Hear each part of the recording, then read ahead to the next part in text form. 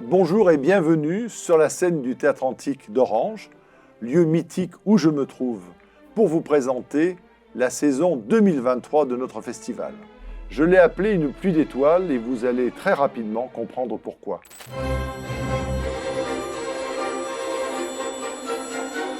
Musique en fête au Théâtre Antique, c'est, comme son titre l'indique, une fête exceptionnelle de la musique, de l'opéra, mais également des variétés. Les titres les plus connus, les artistes les plus célèbres nous rejoignent, ainsi que des découvertes avec l'Orchestre national de Montpellier Occitanie. Alors si la date est encore tenue secrète, mon petit doigt me dit que ça se passera certainement autour de la fête de la musique. Ne manquez pas ce programme et pourquoi pas, venez. Pop the Opera existe depuis 2017 au Corrigi d'Orange. Et c'est le 22 juin que vous pourrez retrouver ce spectacle qui est dorénavant emblématique de notre programmation sur la scène du Théâtre Antique à 21h30. Plusieurs centaines de jeunes se rejoignent pour interpréter le répertoire classique, mais également le répertoire pop, tout ceci de façon extrêmement exigeante, avec un travail qui se passe pendant toute l'année dans toute notre région. Plusieurs milliers, je dis bien plusieurs milliers d'élèves en ont déjà profité, qu'ils soient issus du collège ou du lycée, pour vous offrir le meilleur d'eux-mêmes et de la belle musique. Alors ne manquez pas cette belle soirée d'ouverture. S'il est bien une rockstar dans le monde de la musique classique, c'est bien Katia Bouniatichvili, native de Géorgie et aujourd'hui française. Cette artiste remarquable remplit les salles du monde entier parce qu'elle a un talent exceptionnel et un charisme fou. Vous la retrouverez donc sur la scène du Théâtre Antique avec l'Orchestre national de Lyon dans un programme dédié à Mozart et pour la partie symphonique à Rachmaninoff. Une soirée certainement d'anthologie qui sera le premier grand concert symphonique de notre saison. Depuis plusieurs années, vous vous précipitez de plus en plus nombreux à nos ciné-concerts. Il remporte un succès, je crois, tout à fait mérité. Et après Charlie Chaplin, cette année, je vous propose le Mécano de la Générale de Buster Keaton. C'est un chef-d'œuvre du burlesque qui sera accompagné par l'Orchestre national d'Avignon-Provence dirigé par Deborah Wallman. À l'époque, ce film a été le plus cher de l'histoire des studios de Hollywood. Le plus cher, mais surtout un des plus drôles, avec un talent le plus singulier que l'on puisse trouver, l'homme qui ne rit jamais, Buster Keaton. Alors il ne rit jamais, les spectateurs qui le suivent depuis plus d'un siècle rient toujours.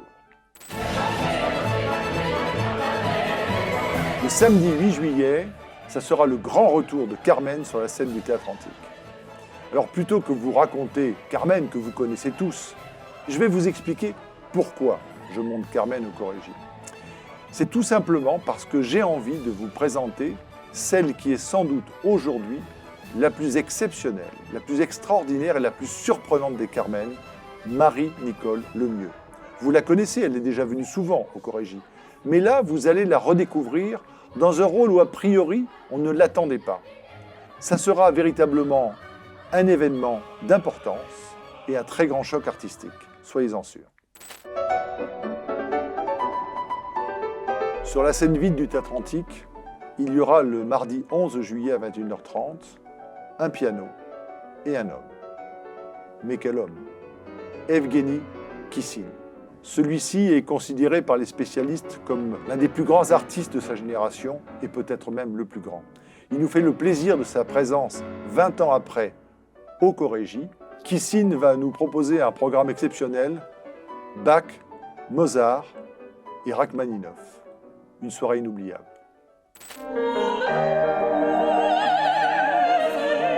Trois jeunes artistes, Amy Gazeille, Florian Hassler, Rémi Bresse-Feuillet, accompagné par Kira Parfevets. C'est le trio, donc, de la scène émergente. Vous savez que depuis l'aventure Covid, j'ai souhaité que les Corrigi aident les jeunes artistes français. Et comment les aider, si ce n'est en les produisant sur scène, en leur permettant de montrer leur art au plus large public. C'est ce que vous découvrirez le 13 juillet prochain. Comme chaque année, ce spectacle est rempli de fantaisie, de jeunesse, de verve et vous donnera, je crois, beaucoup de plaisir. Il est important que vous soyez présents, car votre présence stimulera le talent de ces jeunes artistes qui ne demandent qu'à poursuivre leur carrière. Depuis plusieurs années, je vous propose, au sein de la programmation, une soirée de danse. Cette année, j'ai le grand plaisir de vous offrir la Scala de Milan, le ballet de la Scala de Milan, dirigé par notre ami Manuel Legris, le célèbre et fantastique ex-danseur étoile de l'Opéra de Paris.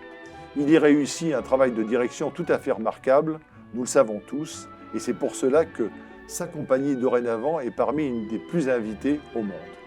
Quel plaisir d'avoir cette troupe de plus de 100 artistes de la danse pour un spectacle tout à fait inédit et même exceptionnel. Alors, pour le ballet de la Scala, rendez-vous au Théâtre Antique le samedi 15 juillet.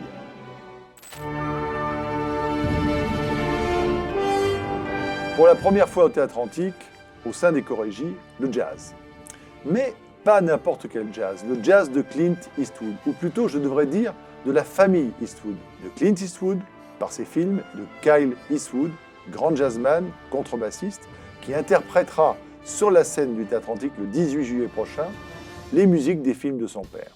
On reconnaît à Clint Eastwood le talent de comédien, le talent de réalisateur, mais ce qui fait sa marque de fabrique, c'est son choix des directeurs photos, toujours admirables, et également son choix des musiques, toujours formidables et toujours intimement liées au jazz. Donc si vous voulez ressentir pour la première fois au Chorégie le grand frisson du jazz de Clint et Kyle Eastwood, rendez-vous le 18 juillet.